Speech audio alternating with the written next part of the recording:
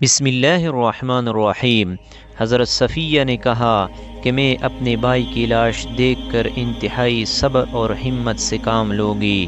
ایک اور آواز گونجی، میرے چچا حمزہ نے قرابت کا حق ادا کیا اور نیک اعمال کرنے میں سبقت لے گئے۔ یہ وہ جملہ ہے جسے نبی کریم آقا دو جہاں حضرت محمد صلی اللہ علیہ وسلم اکثر دہرایا کرتے تھے۔ حضرت حمزہ کی شخصیت کی گہری تاثیر اور مقبولیت اس قدر زیادہ تھی کہ صحابی اپنے بچوں کے نام ان کے نام سے موسوم کرتے تھے۔ ناظرین گرامی، سوال تو یہ ہے کہ اتنے بلند مرتبہ اور نامور اسلامی شخصیت کی آخری 2 دفعہ قبر کیوں کھولی گئی؟ یہ تو سب جانتے ہیں کہ پیارے آقا محمد مصطفیٰ صلی اللہ علیہ وسلم اپنے چچا سے بے حد محبت کیا کرتے۔ ایک دفعہ ایک صحابی برگاہ رسالت میں حاضر ہو کر عرض کرنے لگے، میرے ہاں لڑکے کی ولادت ہوئی ہے، میں اس کا کیا نام رکھوں؟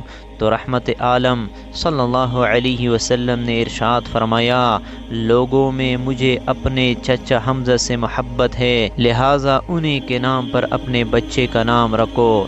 نبی آخر الزمان حضرت محمد صلی اللہ علیہ وسلم کی ولادت سے 2 سال پہلے آپ کے چچا اور رضائی بائی سید الشہداء شیر خدا حضرت سیدنا حمزہ بن عبد المطلب پیدا ہوئے۔ آپ کی کنیت ابو عمارہ تھی۔ آپ نہایت حسین جمیل، دبلے پتلے، چوڑی چاتی اور دراز قد کے تھے۔ آپ اپنے بھتیج حضرت محمد صلی اللہ علیہ وسلم سے بے پناہ محبت کرتے تھے اور ان کی حفاظت میں پیش پیش رہتے، بلکہ اگر یہ کہا جائے کہ ان کے سامنے ہوتے ہوئے کسی کافر کی جرت نہ ہوتی کہ نبی کریم کے خلاف کوئی نازیبا لفظ بھی بول دے۔ اسی طرح اعلان نبوت کو 6 سال گزر چکے تھے کہ ایک دن کوہ صفا کے قریب ایک باندی نے آپ کو شکار سے واپسی پر روکا اور کہنے لگی، اے ابو عمارہ، کاش آپ پہلے آ جاتے۔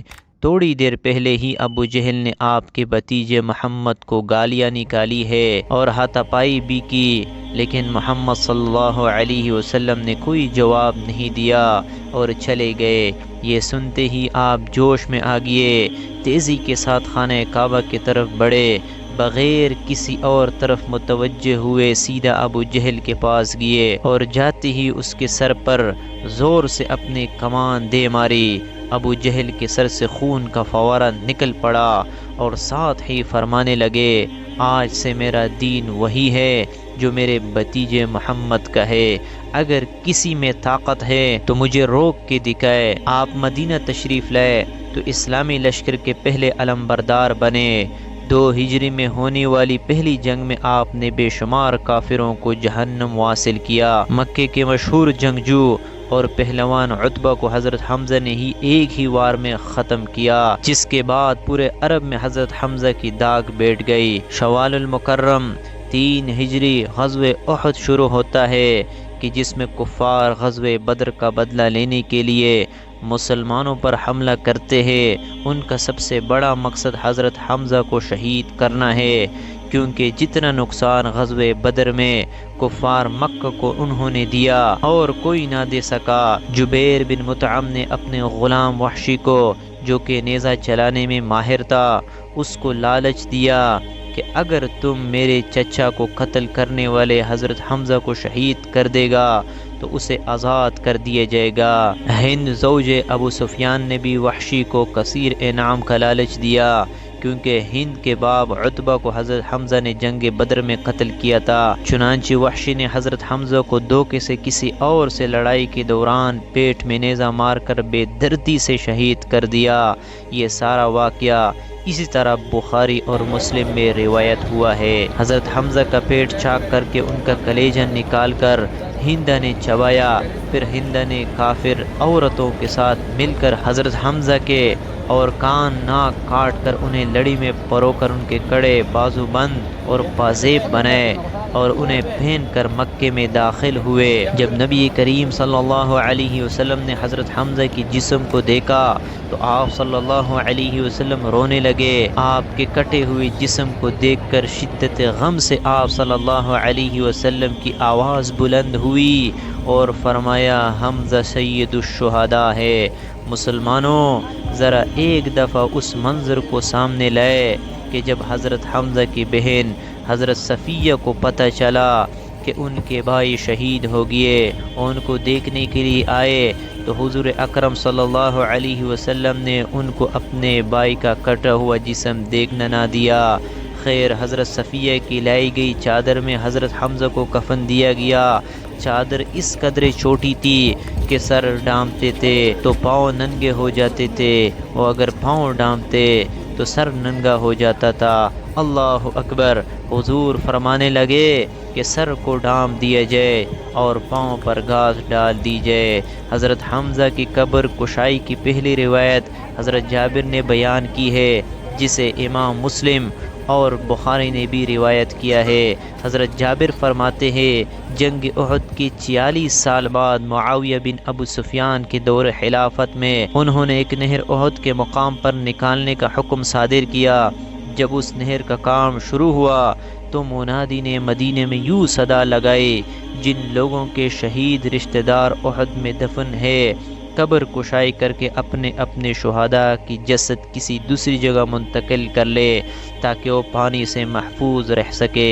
حضرت جابر بن عبداللہ فرماتے ہیں کہ یہ سن کر مدینے والے احد کی طرف نکل پڑے، جن میں میں خود بھی شامل تھا، کیونکہ میرے والد عبداللہ بھی احد کی جنگ میں شہید ہوئے تھے اور وہاں ہی دفن تھے۔ میرے والد عبداللہ اور عمر بن جموح ایک ہی قبر میں دفن تھے۔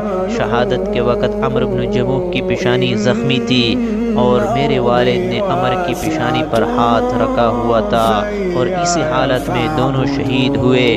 اس لیے جب صحابہ ان کا ہاتھ اٹھاتے تو پیشانی سے خون نکلنے لگتا، جس کی وجہ سے رسول اللہ صلی اللہ علیہ وسلم کے حکم کے مطابق ان دونوں کو اسی حالت میں ایک ہی قبر میں دفن کیا گیا۔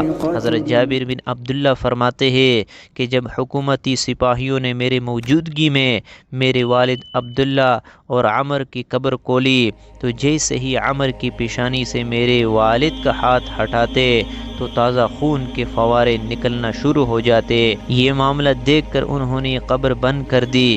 اس کے بعد سپاہی حضرت حمزہ کی قبر کی طرف بڑھے اور قبر کھودتے ہوئے حضرت حمزہ کی پاؤں پر کدال لگی تو ان کے پاؤں سے تازہ خون نکلنے لگا۔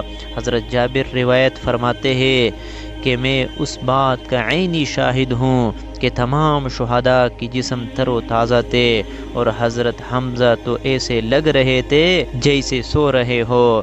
جب سپاہیوں نے شہداء کا یہ عالم دیکھا تو مزید قبر کشائی کو روک دیا اور دوبارہ سبھی کو اسی حالت میں دفن کر دیا جیسے پہلے تھے۔ حضرت حمزہ کی دوسری دفعہ قبر کشائی ترک سلطان عبدالحمید ثانی کے دور میں انہوں نے 1904 میں کروائی، جب انہیں خواب میں اشارہ ہوا کہ حضرت حمزہ کی جسد مبارک پر پانی موجود ہے۔ انہوں نے قبر کھدوا کر اس کے ارد گرد 50 فٹ گہرائی تک سیسہ پلائی دیواریں بنا دیے۔